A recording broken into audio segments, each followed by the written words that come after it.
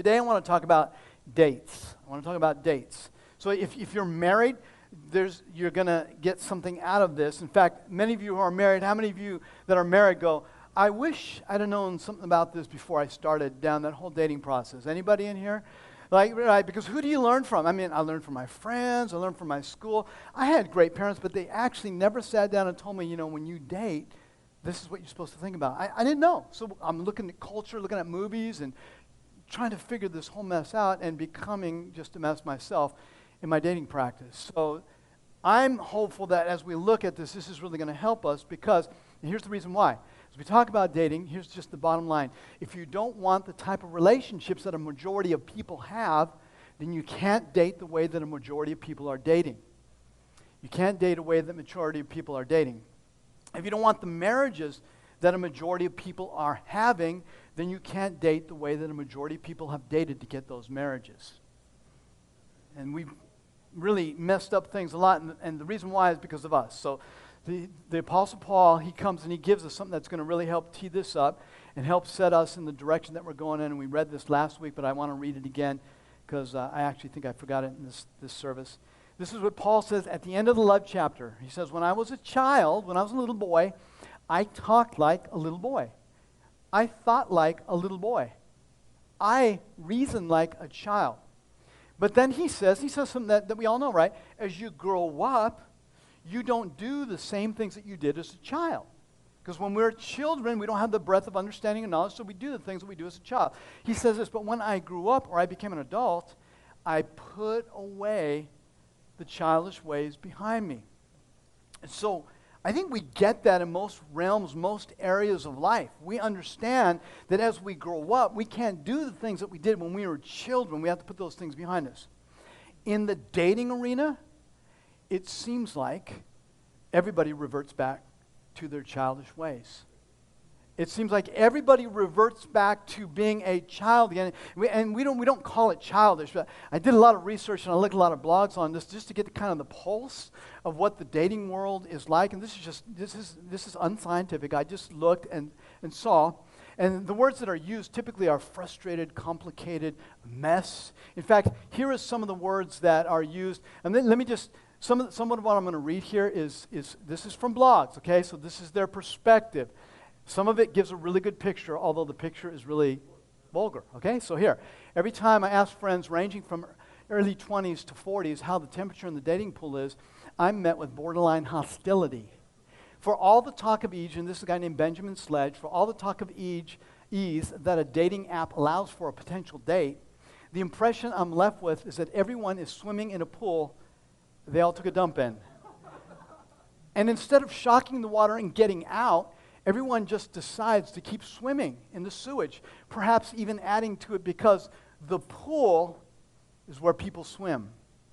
So in other words, this is just the way it is. It's horrible, it's a mess, but it just is the way it is. This is our choice.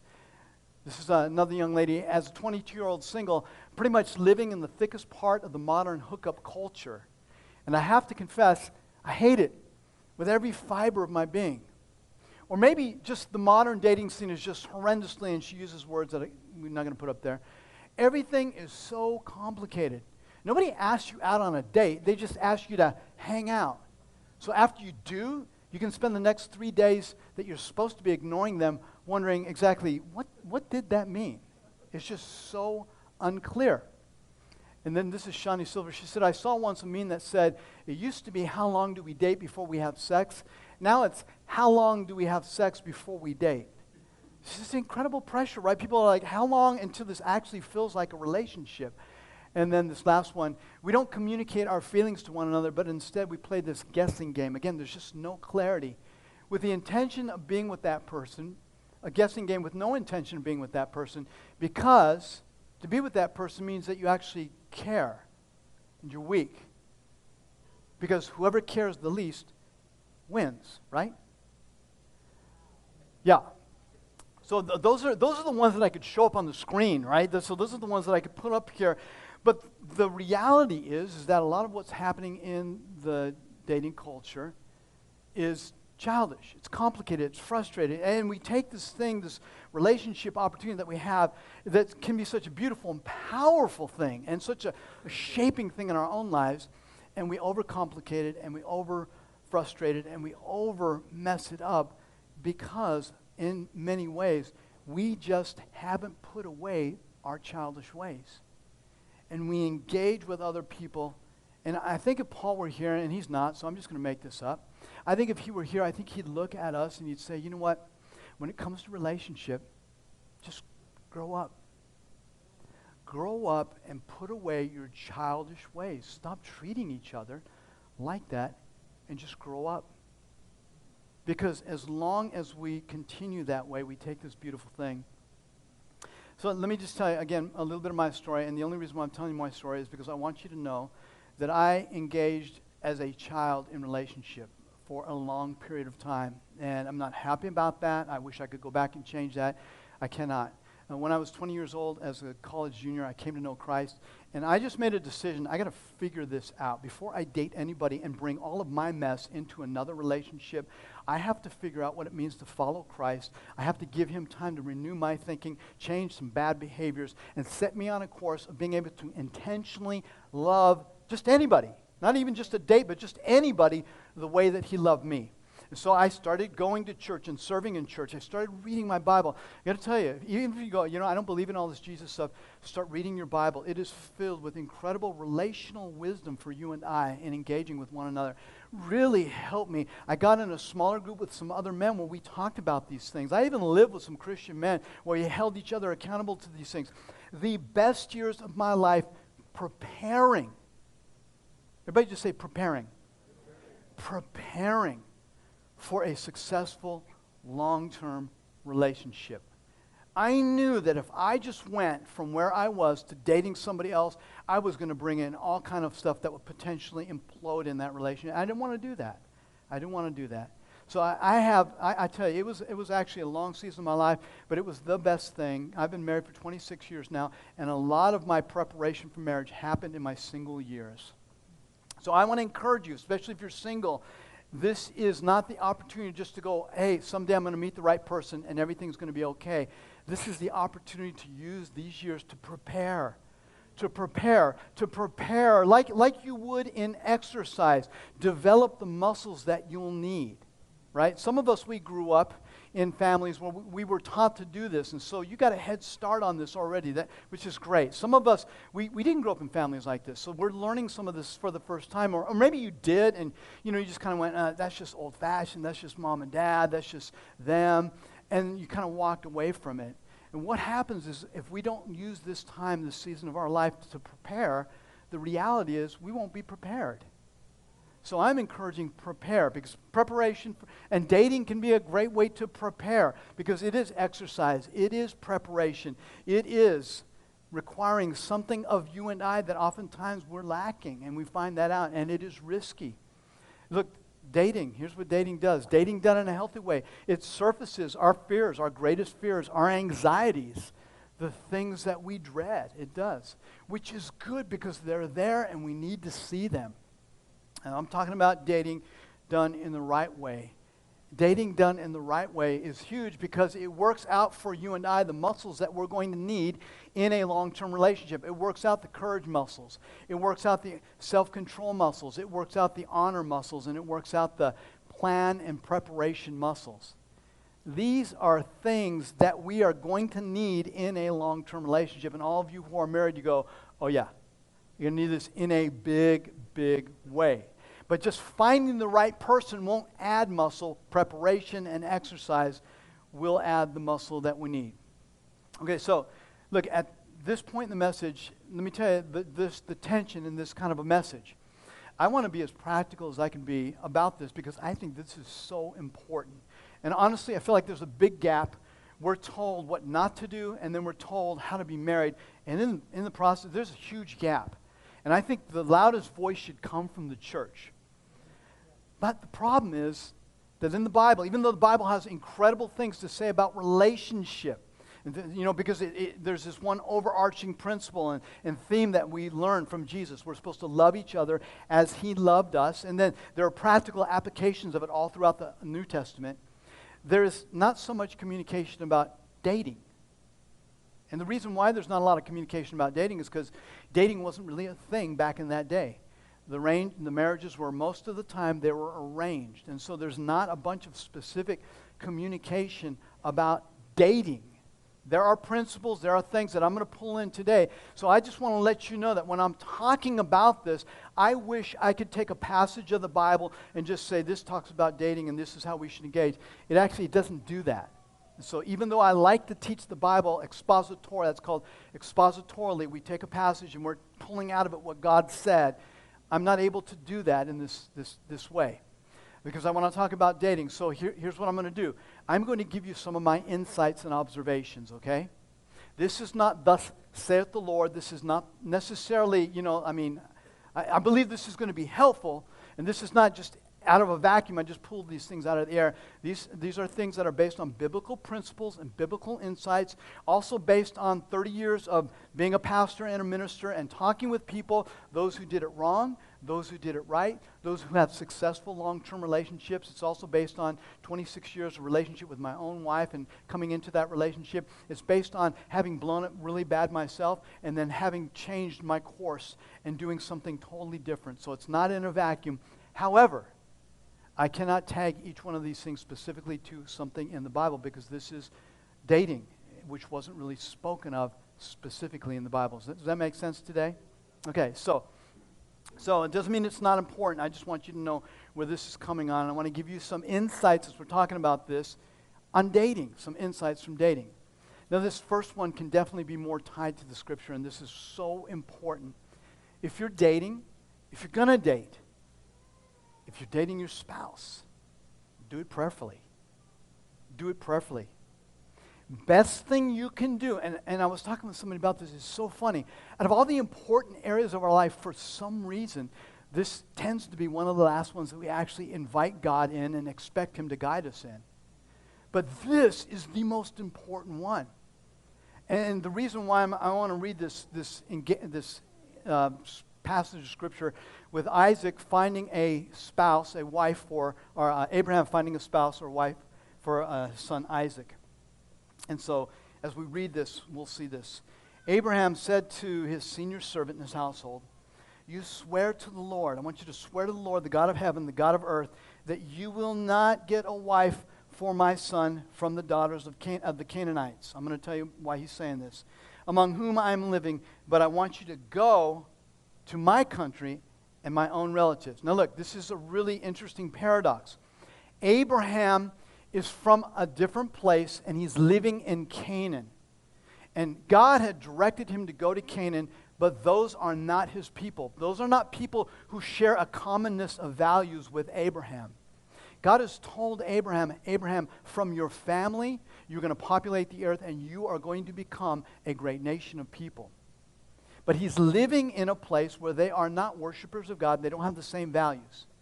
So Abraham tells his servant, I want you to go back to my hometown where there are followers of Yahweh.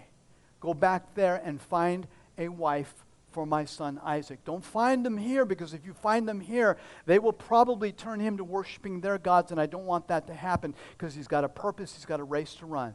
Does that make sense so far? So it was about this values connection in this race that his son is running and that Abraham is running. And so he says, make sure that you don't take my son back there either.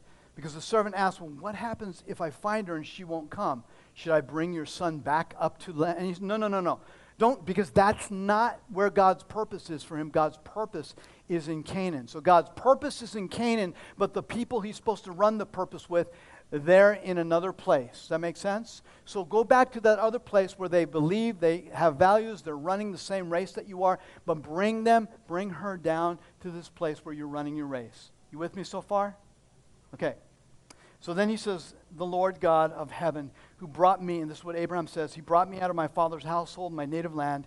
He who spoke to me and promised me on oath, saying, to your offspring I will give this land.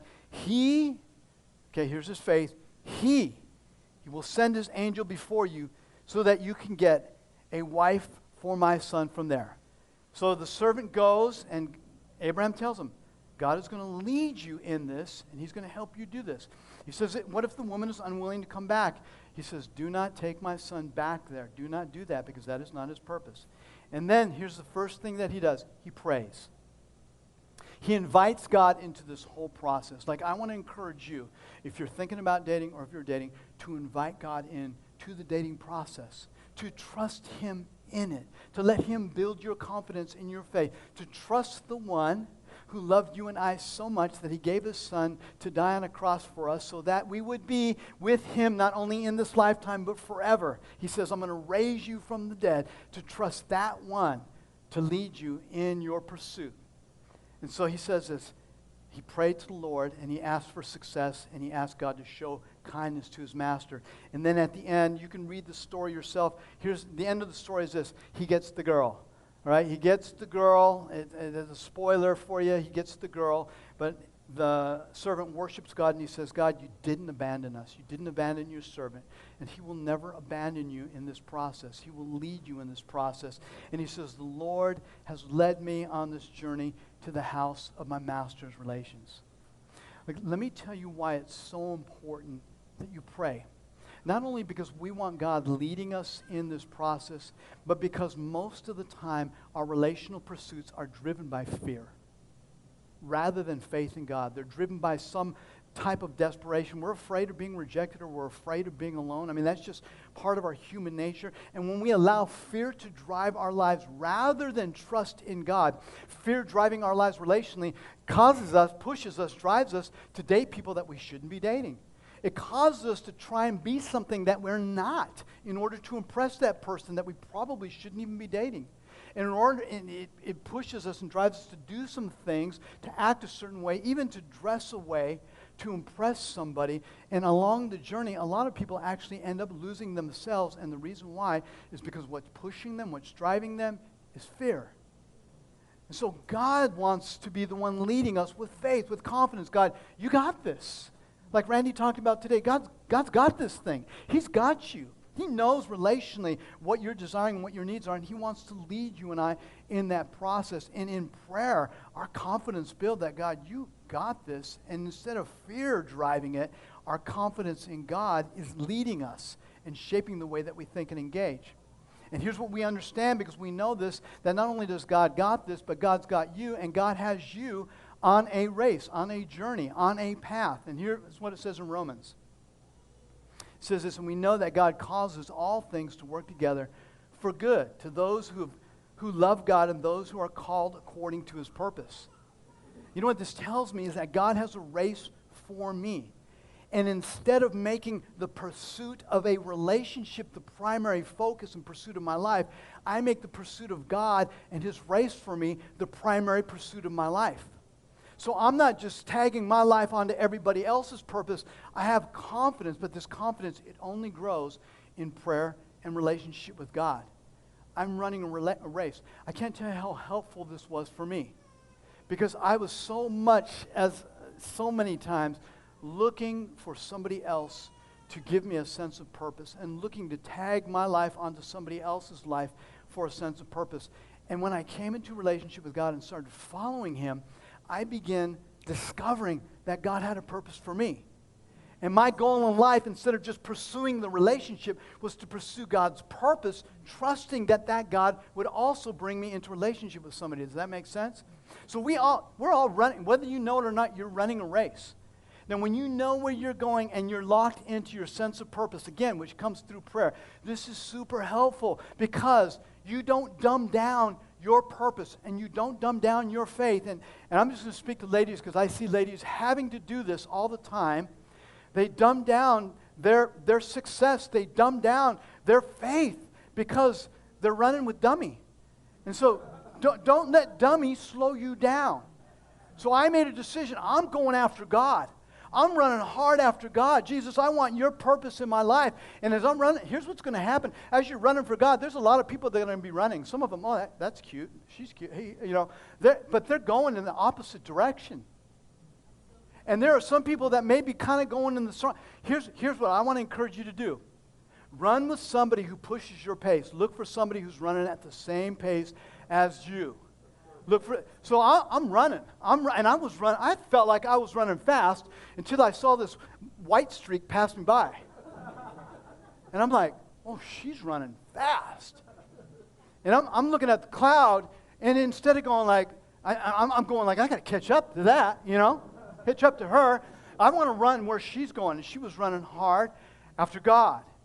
She wasn't going like, meandering. She was actually pushing. Look, date somebody who's going to push the pace of your life. Push the pace of your relationship with God. Ladies especially, I know, it can be frustrating. I hear it, honestly, I hear it a lot. There's just don't compromise your race to accommodate for somebody who's not running at your pace. Look for somebody who's running at your pace. And after a while, I finally caught up to her. I wanted to date her. So here, number 2, guys, ask girls out, and this, not randomly, but ask girls out on dates. Ask girls out on dates. Now, I have a couple girls in my home, and when I bounce this, off them, and they said, well, does that mean girls can't ask guys out on dates? That's not what I'm saying. I'm just saying, it's something you need to know about us men. Like, you don't know this, but maybe you do know this. And guys, we know this about ourselves, and it's an embarrassing truth about us. We're not proud of it. When it comes to relationship in particular, if we don't have to initiate, most of the time we won't initiate. We just don't. We just become passive.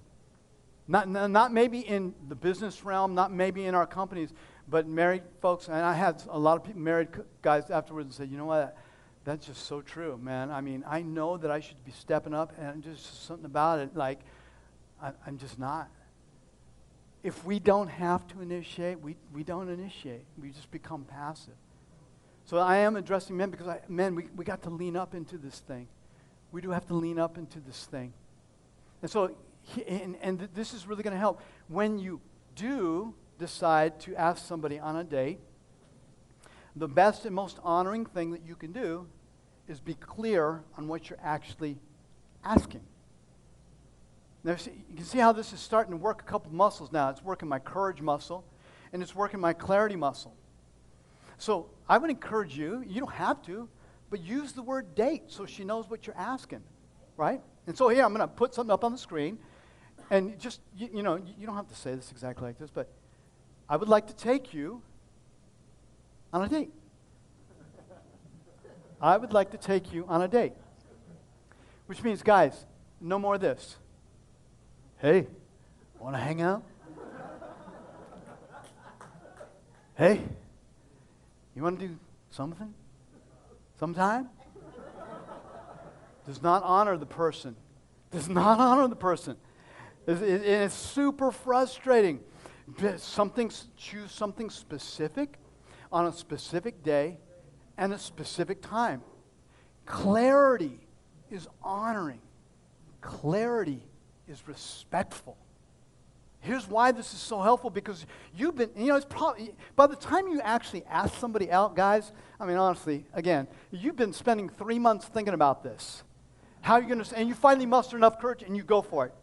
She's just hearing it for the first time, and it is not honoring just to send something out like that. It is honoring to give her something specific, honestly, so that she can check her calendar, so that she has the time to think about the invitation that you're asking. That is honoring. That is clarity. So I just made something up, okay? It's just an example. There's a UH volleyball game this next week. I have tickets to the UH volleyball game on Thursday. If you're available, give her an out. I would really enjoy taking you. How's that? It's clear, it's specific, there's a date, there's a time, there's an event. Gives her an out, gives her the opportunity to think about something that you've probably been thinking about for a long time.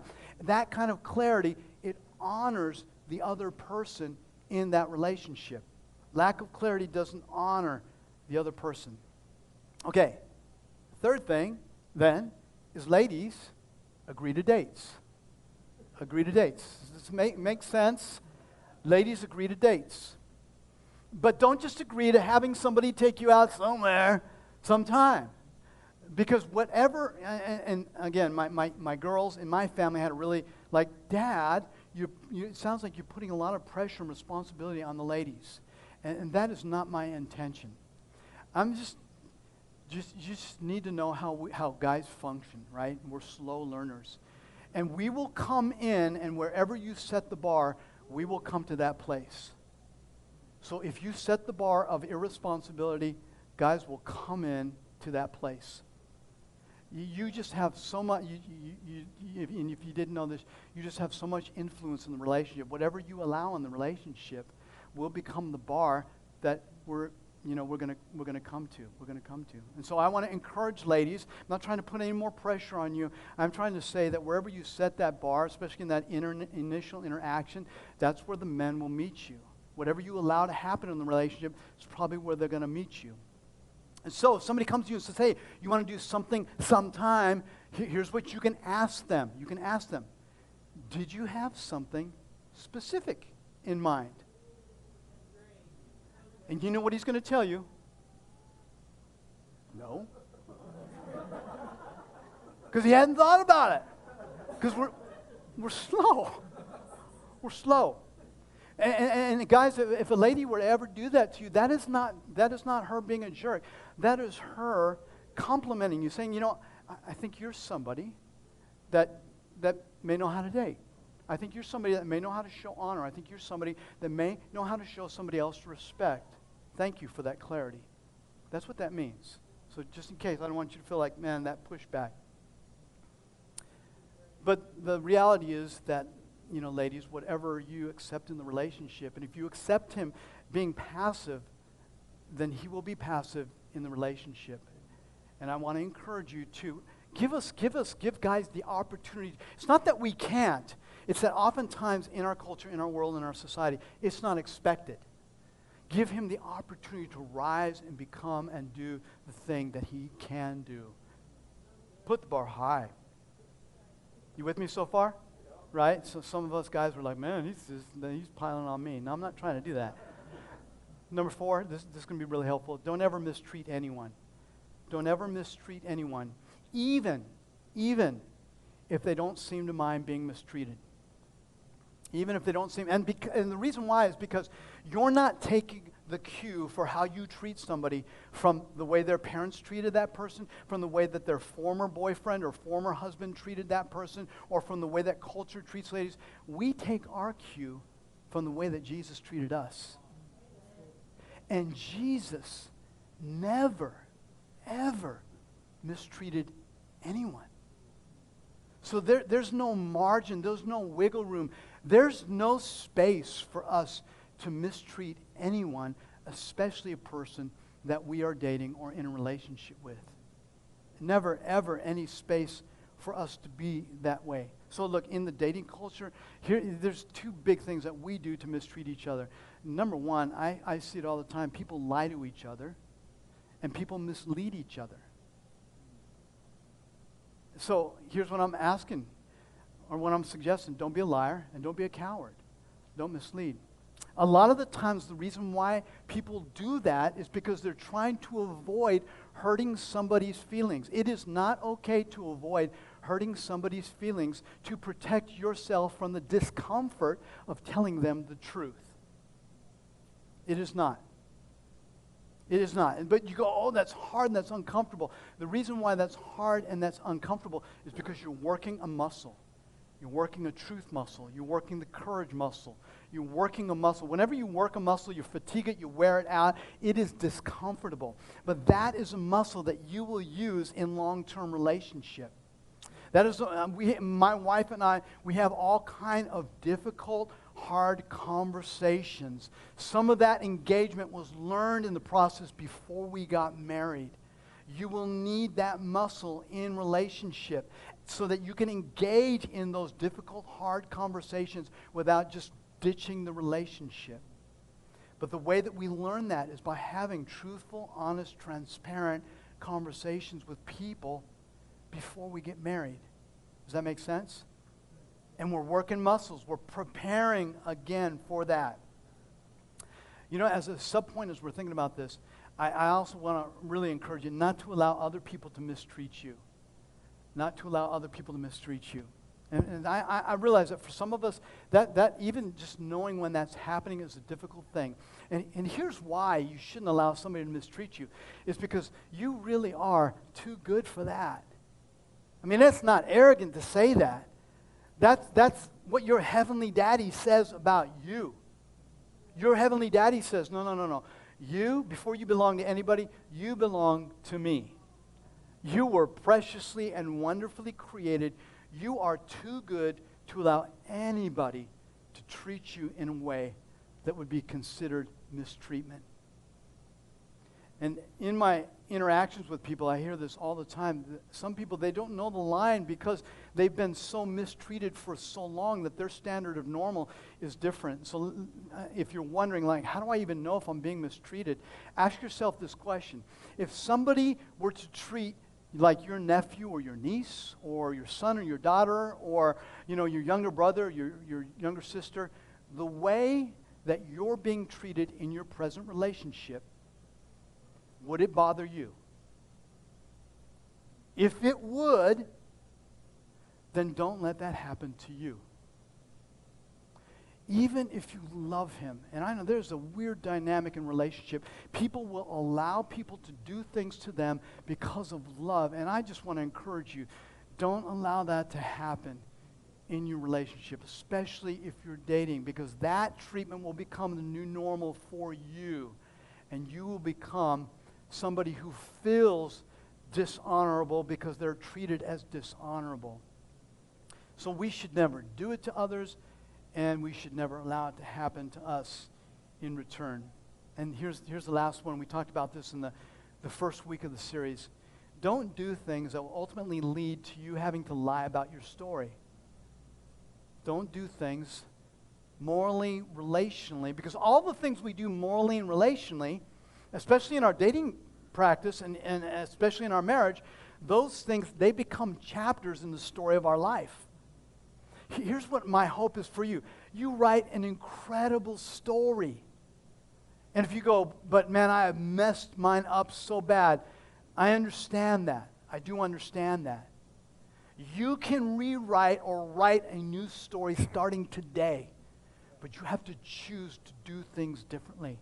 You have to choose to put away the childish ways, and you have to choose to become an adult, and you have to choose to interact with people in an adult way and prepare for the future that you want to have. It takes work, it takes effort on our part. Because ultimately what we're ending up with, and I would encourage you, Gregg, I'm just not even sure that I buy into all of this. What would it even, help me? I would encourage you I just wrote your story. Get a blank piece of paper and get your pen and sit down and think about it. Think about all the good things that have happened through your binge dating. Think about all the good things that have happened through hookups. Think about all the good things that have happened through shame and guilt that comes along with it. Think about all the good things that have happened through lying into a relationship and lying to get out of a relationship. Think about all the good things that have happened doing things that, man, I know I'm going to regret this, and you did it anyway. Think about all the good things that have happened and write them down. You know what you probably come up with? Is you'll come up with a blank. You just come up with a blank. And if you were to turn that thing around, you were to write all the things that have happened because of that, you come up with a story that you go, man, I'm not sure I want my kids to know about that story. Definitely not sure if I want my husband to know about that story. I'm not sure I want people to ask me about that story. It would be a story that would eventually come into our future. It might even be a story that would drag us down in our future. And if you look at that and you go, you know what? That's not the story that I wanted. Then I want to encourage you to do this. And I think Paul would encourage us to do this. Put away the childish ways. Grow up. Grow up. Follow me and learn to treat and love people the way that I have. And I think he'd say, you know what? Just get a new piece of paper. Just stop writing that story that you've been writing and get a new piece of paper and start writing a brand new story. Start following Jesus, because here's what's going to happen immediately. You and your relationships will immediately change for the better. Because following Christ will make you a better person, and it will make you better at life. Because following Christ is going to lead you to love people the way that Christ loved us. And following Christ will lead you and I to prepare and to protect the things that are most important to us. And the reason why following Christ will lead us there is because God loves us. Because he loves you, he wants you to prepare. And because he loves you, he wants you to protect this thing that is beautiful, that is powerful, and that is fragile.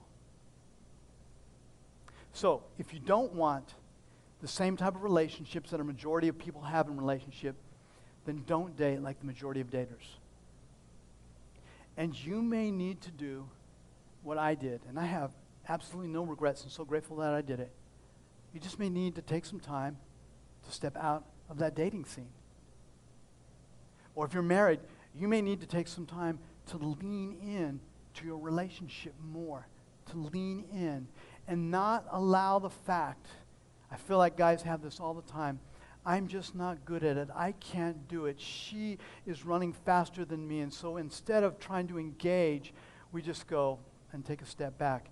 I want to encourage you not to let the fear of how you're doing in it cause you to step back, but to lean into it. To lean into it. And in whatever case, you're married, you're dating, invite God to lead you in the process prayerfully. Amen.